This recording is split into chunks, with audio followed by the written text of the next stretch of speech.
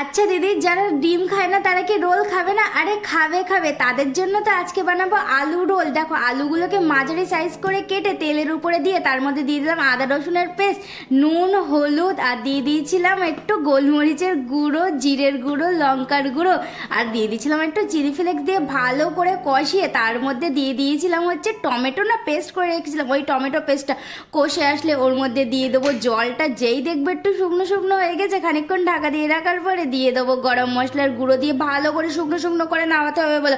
একটু জল জল থাকলে ভালো লাগবে না বলো। আর ওদিকে কেটে নিয়েছিলাম সর্ষে আর পেঁয়াজ।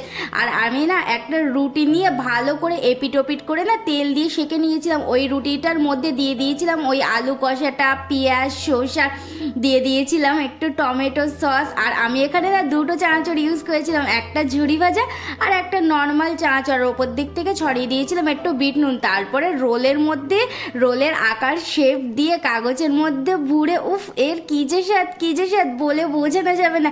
একটা খেলেই না পেট পুরো ভর্তি হয়ে যাবে। আমি তো চারটা